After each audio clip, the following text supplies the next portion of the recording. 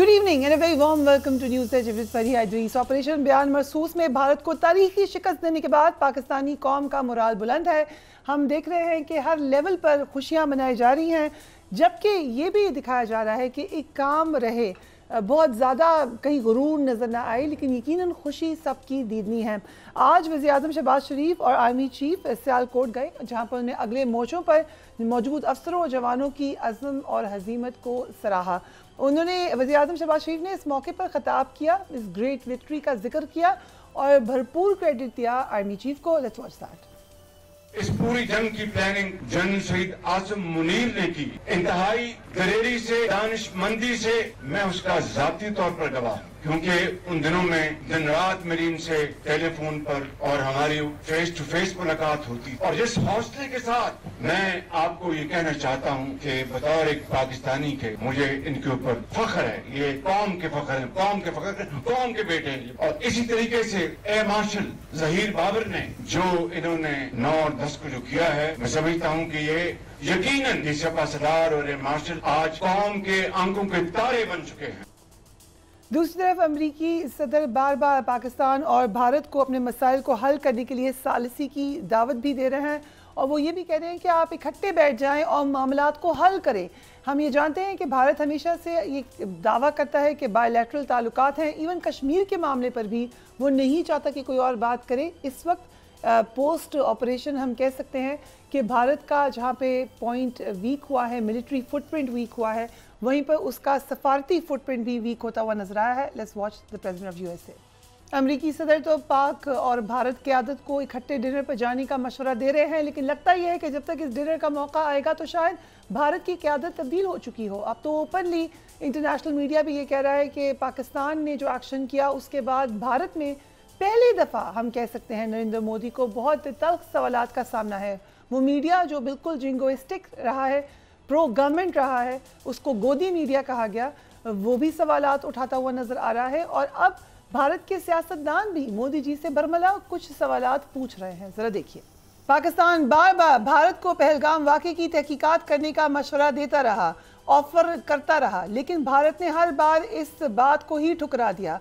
अब पता चल रहा है कि ऐसा भारत ने क्यों किया, क्योंकि भारत की अपनी फौज के एक अफसर का बयान कुछ यूं है। हैरतनाक बल्कि शर्मनाक बात यह है कि आपने एक मुल्क पर जंग कॉल कर दी, आपने मुंह की तो खाई, लेकिन आप तो वॉर पे ले गए थे साउथ एशिया को, और आज भी आप पहलगाम वाक़े की तहकीकात ही करते हुए नजर आ रहे हैं। अभी तक आपको भी क्लैरिटी नहीं है। भारतीय वज़ारत ख़ारजा का ये बयान देखिए। भारत में अब एक बहुत बड़ा सवाल पूछा जा रहा है, हर इस किस्म का एम्बैरसिंग वाकया बीजेपी के दौर में ही क्यों होता है। जरा देखिए। Vice marshal Ejaz Malik, thank you so much for joining us. यकीनन इस वक्त एक परेशानी है भारत के अंदर। क्या आपको लगता है कि मोदी गवर्नमेंट वीक हो रही है और शायद जब तक सालिसी की बात हो तो ना हो बीजेपी गवर्नमेंट? बहुत शुक्रिया फरीहा। एक तो आपने बड़ी अच्छी रिसर्च की, बड़ी अपडेटेड, तो ये तो मेरा ख्याल है दुनिया का जो है उनको बिल्कुल एक आपने असल चेहरा दुनिया को दिखा दिया। देखिए, इस जंग से ना बहुत सी चीज़ें बदल जाएंगी, लेकिन इसका जो सबसे बड़ा नुकसान जो है वो मेरे ख्याल में मोदी साहब का जो पॉलिटिकल कैपिटल है वो उसको होगा। क्योंकि जिस प्राइड के साथ जिस तरह से वो वॉर मॉन्गरिंग कर रहे थे, एक stage manage false flag operation के बाद जितनी तेज़ी से वो अपने मुल्क को जंग की तरफ लेके गए, उससे तो ऐसा लगता था कि जैसे उनको 100% नहीं शायद 200% यकीन है कि वो पाकिस्तान पे कोई ऐसी असेंडेंसी हासिल कर लेंगे कि वो आइंदा शायद 1 या 2 टर्म्स मज़ीद भी वो हुक्मरानी करेंगे।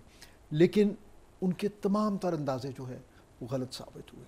यानी पहला उनकी जो बेसिक अजम्पशन थी वो ये थी कि पाकिस्तान शायद इस वक्त सफारती महाज पे आइसोलेशन का शिकार है, तो दुनिया जो है वो भारत की साथ ट्रेड और इकोनॉमिक इंटरेस्ट की वजह से बहुत ज़्यादा क्लोजली अटैच्ड है, तो वो उनको बड़ा अच्छा रिस्पांस मिलेगा। तो आपने देख लिया कि सफारती महाज पे उनकी तो किसी ने हमायत नहीं की, बल्कि जिन लोगों से उनको तवक्को थी, मतलब कुछ तो मुल्क थे ना जो हमारे हमेशा से दोस्त हैं या एलाइज हैं, फॉर एग्ज़ाम्पल चाइना या तुर्किया, मलेशिया, लेकिन बाकी मुल्कों ने भी पाकिस्तान के मौक़िफ़ की जो है एक चेंजिंग सिनेरियो हम देख रहे हैं। जो ये कहा जाता था कि पाकिस्तान आइसोलेटेड है, पाकिस्तान को खुद भारत में कहा गया कि चाइना ओपनली आपकी मदद को आया, अमेरिका ने वैसे मदद ही नहीं की भारत की, आपको दूसरे ममालिक की भी मदद नजर आई। सऊदी अरब पे क्वेश्चन उठा रहे हैं इंडिया कि हम हमारे साथ ट्रेड करते हैं मगर खुश तो उनके लिए होते हैं। उसी दिन जिस दिन ये उन्होंने ये ऑपरेशन मैनेज किया,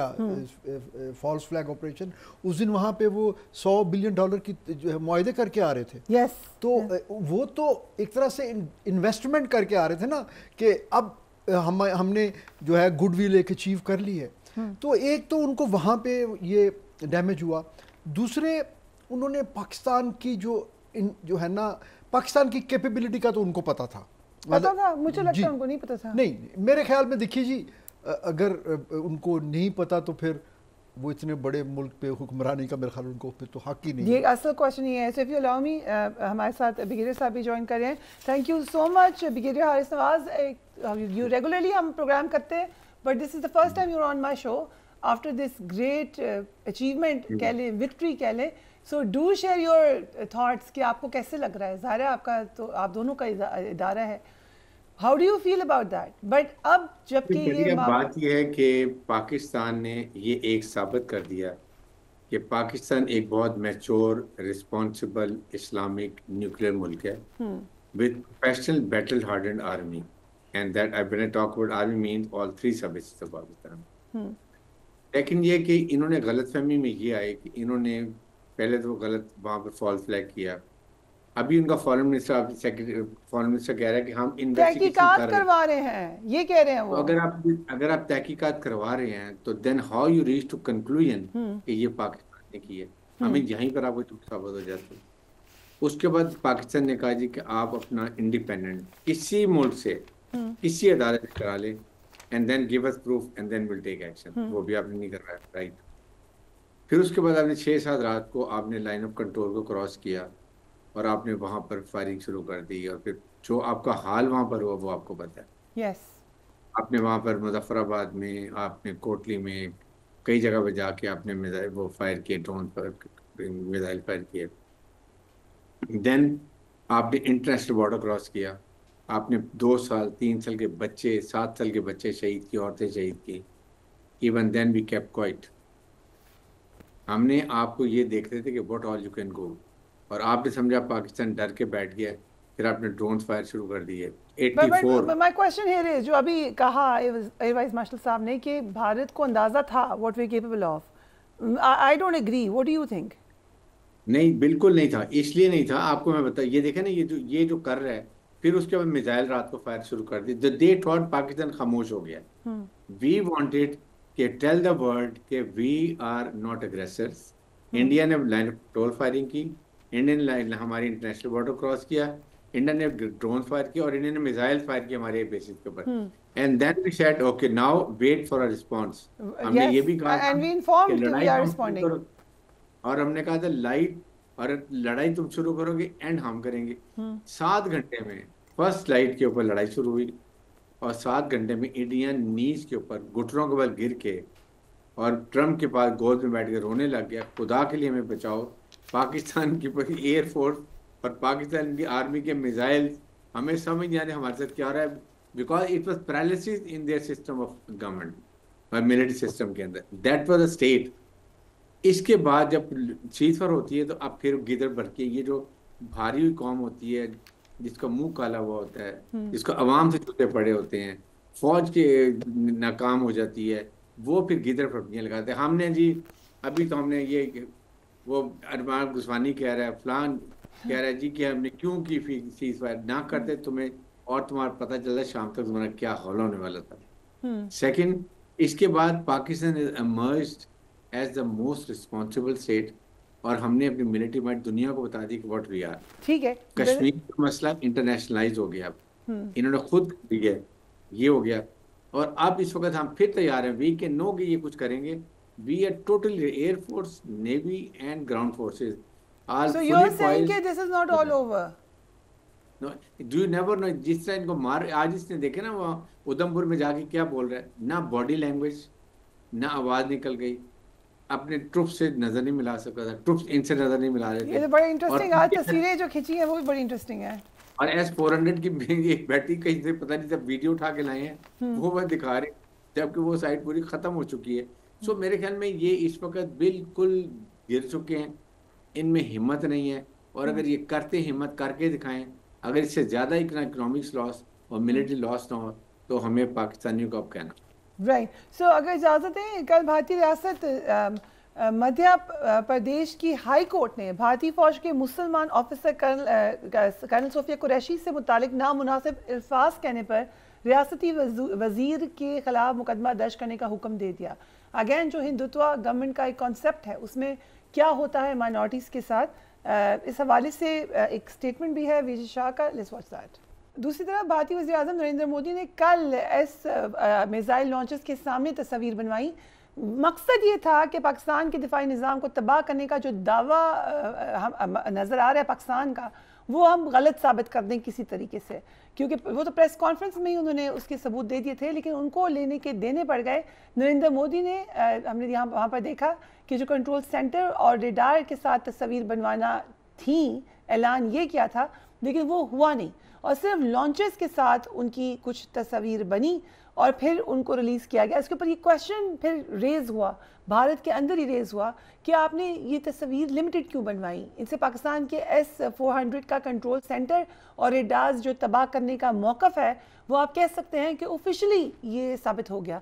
इस हवाले से अमेरिका में मुकीम जनूबी एशियाई अमूर के माहिर क्रिस्टोफर क्लारी ने सोशल मीडिया प्लेटफॉर्म एक्स पर लिखा है कि अगरचे अभी तक S-400 को निशाना बनाने के पाकिस्तान के दावे के हक़ में वैसे तो कोई ठोस सबूत नहीं था, लेकिन किसी भी हमले में लॉन्चर के बजाय कमांड एंड कंट्रोल सेंटर या रेडार को निशाना बनाना ज़्यादा मौसर हदफ होता है। क्रिस्टोफर क्लारी ने यूक्रेन जंग में तबाहशुदा रूसी S-400 कंट्रोल सेंटर और रेडार्स की तस्वीर भी शेयर की और वाज़े ये करने की कोशिश की कि लॉन्चर की मौजूदगी में मुकम्मल निज़ाम की सालमियत साबित नहीं होती, यानी अगर वो होता निज़ाम तो फिर आप उधर जाके पिक्चर्स खिंचवाते। So bad time for Modi government, यही कह सकते हैं। Will take a break and we will be right.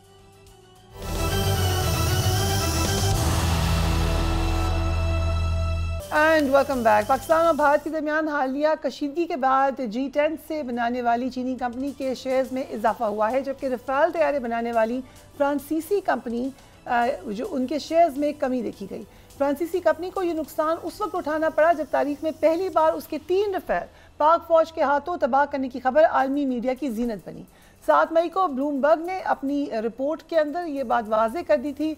अगरचे की बहुत कोशिश की इसको छुपाने की भारत ने, लेकिन अब ये बात ज़बान ज़द आम है। सो ए मार्शल साहब, एम्बैरसमेंट भी है, ब्रिगेडियर साहब कह रहे हैं कि दे मे रिटेलिएट अगेन। सो कितना विजिलेंट होना चाहिए इस वक्त हमें? देखिए जी, we should not lower our guards definitely, क्योंकि देखिए जितनी उनको पॉलिटिकल डैमेज हुआ है, जितनी उनकी अफवाज डिमोरलाइज हुई हैं और जिस तरह से उनकी अपोजिशन और मीडिया अब उनको क्वेश्चन करने लग गया है, तो अभी तो वो शॉक की स्टेट में है। अब जब वो इससे आहिस्ता आहिस्ता रिकवर करेंगे तो they can think of another misadventure, they can, we should not take them for granted. क्योंकि देखिए उनके लिए सबसे बड़ा जो फॉरेन पॉलिसी का उनके लिए जो एक डायलेमा होगा वो ये है कि उन्होंने मसला कश्मीर को पहली बार वो लेके गए UN सिक्योरिटी काउंसिल में 1948 के बाद, क्योंकि उस वक्त भी उनको हमारे जो लोग मुजाहिदीन थे और वो उन्होंने जाके ऑलमोस्ट यानी हिस्ट्री अगर आप पढ़ें तो दे were about to capture Srinagar, तो भागे हुए चले गए नेहरू साहब। फिर उसके बाद इतने साल कश्मीर के ऊपर 2 जंगें भी हुई और फिर भी वो मसला हल नहीं हुआ। और उसके बाद शिमला मुआहिदा में उन्होंने कहा कि जी अब ये बायलैटरल इशू है, और उस वक्त से लेके अब तक वो किसी की मेडिएशन को एक्सेप्ट नहीं करते। ठीक है। इवन अगर आपको याद हो प्रेसिडेंट ट्रम्प के पहले टेन्योर में उन्होंने ऑफर की थी कि मैं मीडिएट करता हूँ, लेकिन भारत ने शदीद रिटेलिएट किया। उन्होंने लेकिन अब तो उन्हें सिंतास तोड़ा, हम कह देते हैं हमने शिमला खत्म कर दिया, तो अब तो नहीं हो सकता। बहुत एरोगेंस, और अब तो बल्कि वो जब इन्होंने ये 370 अपनी कॉन्स्टिट्यूशन आर्टिकल को वो रिवोक किया, तो उसके बाद तो उन्होंने कहा जी अब हमारा इंटरनल मसला है, यानी इंटरनेशनल से बाइलेटरल और बाइलेटरल से इंटरनल पे आ गए। तो वो इस चीज़ को इतनी आसानी से जो है ना एब्जॉर्ब नहीं करेंगे। वी आर रेडी अल्हम्दुलिल्लाह, और लेकिन हमें we should give a chance to peace, जो कि हमारी स्टेट पॉलिसी का हिस्सा है। हम तो देखिए उनको अरसे से कह रहे हैं कि कॉम्पोजिट डायलॉग कीजिए, ठीक है, composite dialogue should include all core issues, and core issue flash point is Kashmir, उसके बाद दहशतगर्दी जो भारत पाकिस्तान में करवा रहा है, ठीक है, जिसके हमारे पास सबूत है। वो तो सिर्फ नारे लगा रहे हैं ना, हमारे पास तो प्रूफ है। ठीक है, कुलभूषण यादव हमारे पास सबसे बड़ा लिविंग एग्जाम्पल है बलूचिस्तान में उनकी इन्वॉल्वमेंट की। इंडीड सो ब्रिगेडियर साहब, ये एक नादर मौका है, जैसे कि अभी आपने सुना कि माजी में भी निकल जाता है भारत, क्या इस दफ़ा वी शुड पुश किया कश्मीर का मसला हल हो? देखें, इंडिया ने खुद ब खुद कश्मीर को जो थोड़ा सा डोरमेंट हुआ था, इसको इंटरनेशनलाइज कर दिया। एंड द वे वी दो न्यूक्लियर पावर की लड़ाई हो रही है, the world has now realised, जो पाकिस्तान हमेशा कहता था Kashmir is a nuclear flash point, now it is almost proven. And that is why Trump ने ये कहा कि मैं I am ready to help and negotiate between Pakistan and India, because the world is realised कि ये रीजन इज़ वेरी वॉलेटाइल, और जिस तरीके से इंडिया जो इमेच्योरली बिहेव कर रहा है, they are not realizing they are also nuclear state, and two nuclear state should never fight, because you never know कि conventional wars dynamics where it ends and then what happens to this region, and then इसके follow up जो हैं वो कहाँ जाके globally effect है। इसलिए अब वो रियलाइज़ कर रहे हैं, और ये बहुत अच्छी बात है कि एक तो अब ये आपका शिमला मुआहदा जितना वो भी तकरीबन डोरमेंट हो गया, और अब ये यूनाइटेड नेशन का जो एक पहले से करारदाद है कि in Kashmir have the right of self determination, अब उसके ऊपर बात करनी चाहिए। उसको दुनिया को रिजॉल्व करना पड़ेगा, वरना otherwise this remain very volatile issue, and यहाँ पर खतरा हमेशा चलता रहेगा। Right. Thank you so much, gentlemen, for joining us on the program. हम एक ब्रेक लेंगे and we will be right back.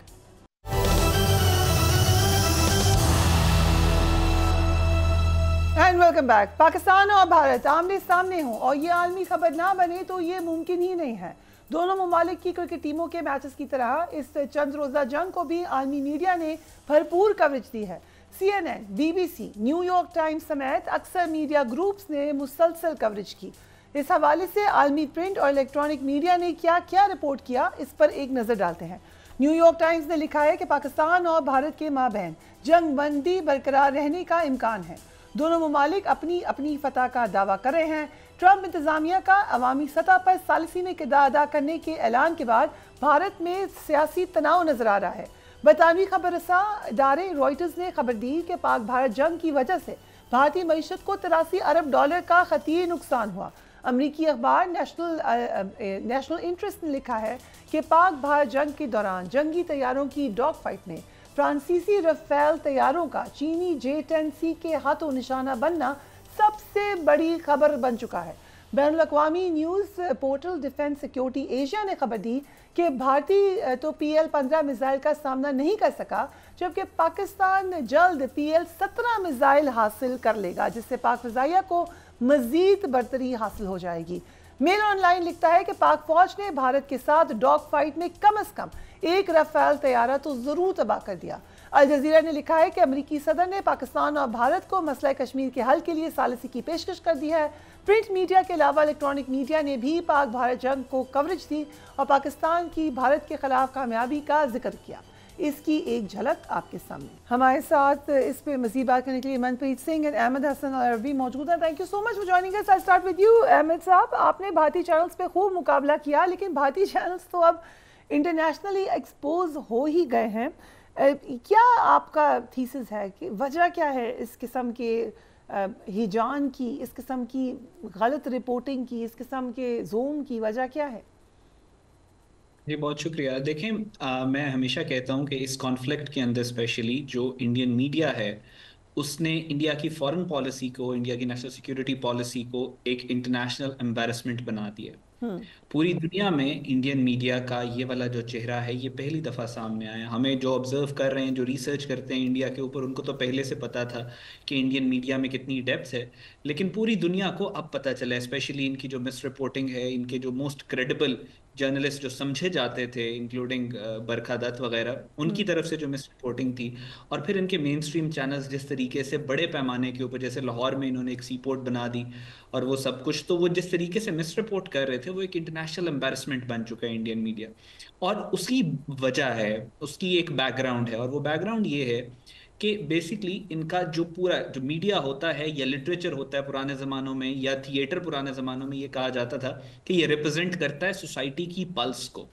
So Indian media भी इंडियन सोसाइटी, स्पेसिफिकली वो सोसाइटी जो प्रो बीजेपी और प्रो मोदी और प्रो हिंदुत्व, आरएसएस, हिंदू राष्ट्र, अखंड भारत है, उनको रिप्रेजेंट करता है। क्योंकि इन आइडियोलॉजीज के अंदर कोई डेप्थ नहीं है, कोई फाउंडेशन नहीं है, कोई ग्राउंडिंग नहीं है इनकी। इनका हिंदू राष्ट्र एक ख्याली पुलाव है जो ये क्लेम करते हैं कि वो इंडिया से शुरू होता है और ऑस्ट्रेलिया तक जाता है और तौबा नौज़ बिल्ला सऊदी अरब तक जाता है। उसी तरह जो इनका हिंदू राष्ट्र का कॉन्सेप्ट है वो भी एक आप उसको कह सकते हैं कि एक स्किज़ोफ्रेनिक आइडियोलॉजी है जिसका हकीकत के साथ कोई लेना देना नहीं। उसी तरह जो इनका मीडिया है उसके क्लेम्स की भी कोई फाउंडेशन नहीं होती। और आपने देखा कि इनके पास अपनी आइडियोलॉजी को सपोर्ट करने के लिए, अपनी कौमों को, अपनी फौज को मोटिवेट करने के लिए, अपनी कौम को पैसिफाई करने के लिए इनके पास कोई चीज़ ही नहीं थी सवाए इसके कि ये फेक और फॉल्स रिपोर्टिंग करे, और वो इस जंग में चल नहीं सकी, एक्सपोज हो गया ये उनका फ्लैंक बहुत बुरी तरह। राइट। सो मनप्रीत सिंह, आपसे पहले भी बात हुई थी, पाकिस्तान से शिकस्त के बाद अब भारत किस तरीके से, जो अवाम है उनकी, वो कैसे देख रहे हैं अपने रोल को, अपनी सरकार के रोल को, अपने मीडिया को? It's a huge country obviously, उनको शायद बाहर का इतना ज़्यादा क्या रिएक्शन है अपने मीडिया के थ्रू ही पता चलता होगा, लेकिन क्या कोई तब्दीली आई है? देखिए, जो आवाम है उसको ये बहुत लंबे टाइम से, पिछले 10 साल से ये मिस रिपोर्टिंग कर रहे हैं, झूठ बोल रहे हैं, और इन्फ्लामेटरी जो जर्नलिज्म है उसकी हमने इंतहा देख ली है भारत में।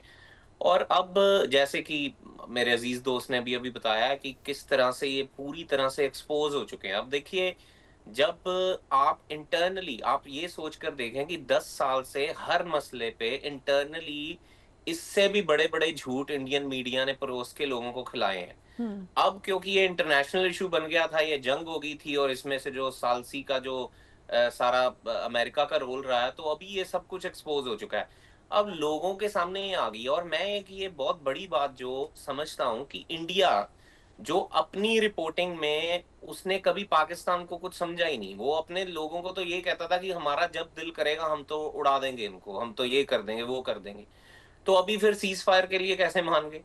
वो तो हमने देख ही लिया ना कि इनके साइड पे जो लॉसेस हुए हैं, जो इनके सारे जो एयरक्राफ्ट्स गिरे हैं, ये जो सब कुछ एयर बेसिस ये जो तबाह हुए हैं। तो एक बात तो पक्की है ना कि ये इन्फ्लेमेशन घर में तो चल जाती है, घर में तुम गप्पे छोड़ दो, अपने लोगों को जो मर्जी झूठी कहानियां चला दो, पर जब when it comes to action वो फिर दूध का दूध पानी का पानी हो जाता है। तो फिर वो अब दुनिया के सामने जो है वो सारी जो बात आ चुकी है।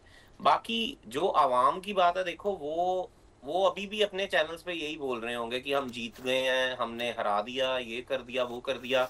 मतलब I can't be bothered to switch on their channel because it's absolute nonsense. तो मैं तो nonsense, I am sorry, I am allergic to nonsense news, तो मैं सुन नहीं पाता। तो पर हाँ, जो लोग सुन रहे हैं, अब मेरे को नहीं पता अब उनका क्या होगा कि कब तक ये यकीन करेंगे, या तो एक आधा राउंड और करा के देख लें तो फिर पता लग जाएगा। जो आप राउंड 2 की बात करें, इट्स एक्चुअली ये बात हो रही है, बट अहमद साहब, जिस तरीके से सोशल मीडिया ने भी एक रोल प्ले किया है इस दौरान, and how do you compare Pakistani media versus Indian media? Pakistani media में भी बहुत खराबियां हैं, हम खुद हाईलाइट करते हैं, लेकिन इस मामले में सराहा, गवर्नमेंट ने भी सराहा उनको। So what was the difference आपकी नज़र में दोनों की रिपोर्टिंग में, एंड सोशल मीडिया का क्या रोल रहा? देखें, बात यह है कि हम चीज़ों को ज़रा ओवर कॉम्प्लिकेट कर देते हैं जब सिचुएशन एनालिसिस कर रहे होते हैं, स्पेशली वॉर टाइम सिनेरियो का।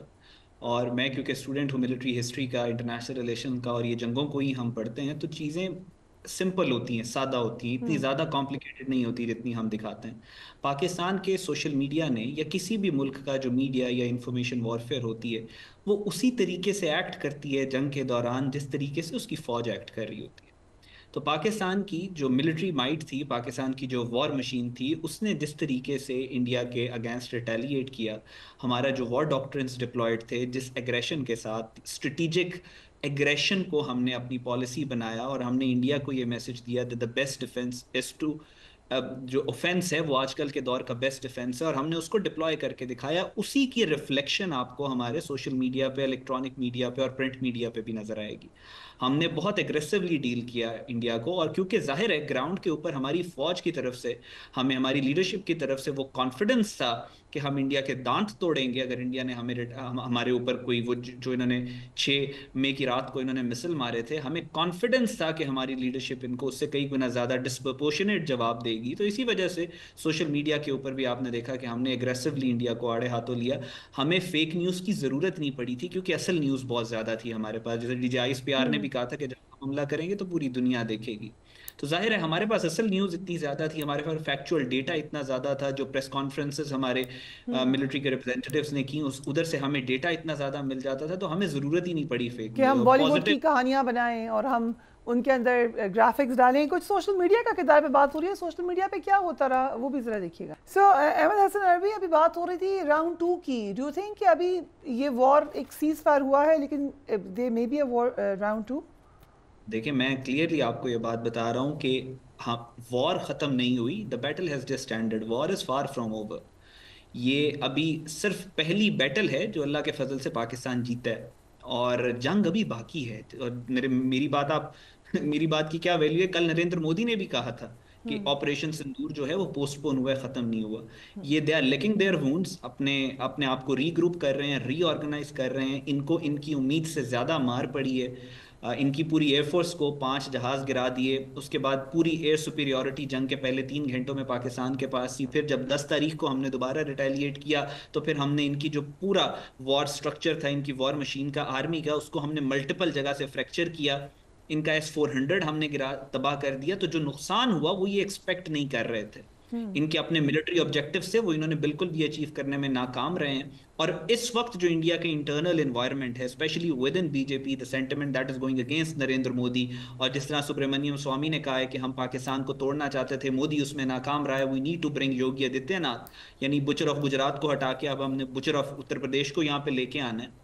सो वो सारे सिग्नल्स जो हैं वो इसी तरफ इशारा कर रहे हैं that India is planning a misadventure. बात ये नहीं है कि इंडिया दोबारा हमला करेगा या नहीं करेगा, बात इस वक्त ये है कि कब करेगा, 1 हफ्ते बाद करेगा या चंद महीनों बाद करेगा, ये असल सवाल है। और हमारे पाकिस्तान की सिक्योरिटी फोर्सेस को बखूबी इस बात का अंदाजा है। राइट। सो मनप्रीत सिंह, क्या भारत की आवाम रेडी है वॉर में जाने की? इस वक्त भी हमने देखा कि काफ़ी नुकसान हुआ है उनको, और ख़ास तौर पे पंजाब की कम्युनिटी, सिख कम्युनिटी, वो कैसे दिखते हैं? देखिए, मैं ना एक थोड़ा से यहाँ पे टेंजेंट लूंगा। देखिए, जो मुल्क में ना असलियत होती है, बात ये नहीं है कि असल क्या है। जो देखे, हाई रोड ये है कि सब कुछ करता है वो एक अल्लाह ही करता है। तो पाकिस्तान इस टाइम पे एक बड़ा रिस्पॉन्सिबल नेशन बन के सामने आया।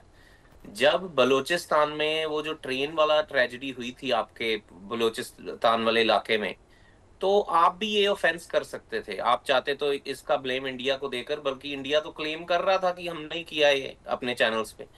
तो अगर आप ऐसा ऑफेंस करते तो मेरे ख्याल से शायद हो सकता है कि टेबल्स अलग तरफ से होते। पर यहाँ पर जो पहल की है वो इंडिया ने की है। इंडिया ने पाकिस्तान की सॉवरेनिटी को वायलेट किया सबसे पहले अटैक करके, और इसने ये पहली बार ही नहीं किया।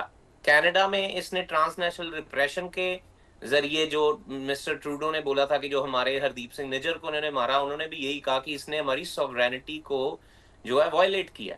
तो बात यह है कि अब इंडिया एक रोग नेशन की तरह, एक गुंडे की तरह कर रहा था, और अब उसको मार पड़ गई है, तो अब ये बैठा हुआ है। देखिए, जो जवाब दिया है पाकिस्तान ने, क्वेश्चन यही है कि उसके बाद भी, because Modi mind is a different mind, will he still do that? देखिए, जो वाइस प्रेसिडेंट वैंस की जो कॉल हुई है ना 9 मई को, जो बोलते हैं अभी इनको, जो उन्होंने बोला कि जो हमारे पास इंटेल है, उसके बाद ये मोदी जो है बैक ऑफ हुआ है। अब वो क्या इंटेल है वो आप जाने, आपका मुल्क जाने। तो बात यह है कि मोदी पीछे हटने वालों में से नहीं है, पर ये सेकंड टाइम पीछे हटा है। पहले हटा था पंजाब से, जब ये किसानी आंदोलन हुआ था तो इनके नाक में दम हो गया था और इन्होंने लॉज वापस लेने पड़े, और दूसरी बारी अब सीज फायर करके।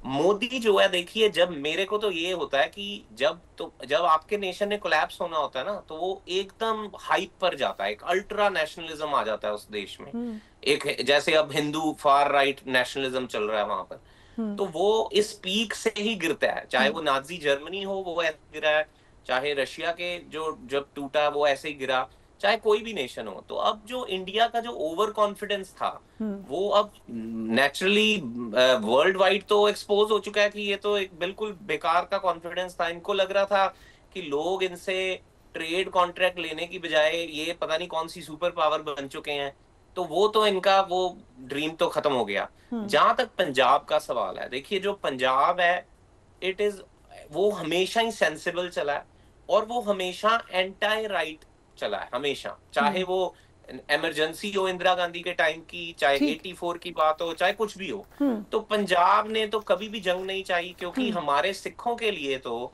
यहाँ पर ननकाना साहब है, वहां पर हरमंदर साहब है, हम तो कहते हैं अभी हमें तो इससे बाहर रखो भाई। हमारा तो वैसे वेरी इंटरेस्टिंग। अगर इजाजत दें, so last question to you Ahmad, कि अब क्योंकि इंटरनेशनल मीडिया का भी एक डिफरेंट किस्म का रिस्पांस है, पहले भारत रीग्रू, आपने कहा कि अपने आप को दोबारा सोचेंगे, एक टैक्टिकल सीज फायर भी हो सकता है, लेकिन मीनवाइल क्या मोदी साहब की तब्दीली भी हो सकती है?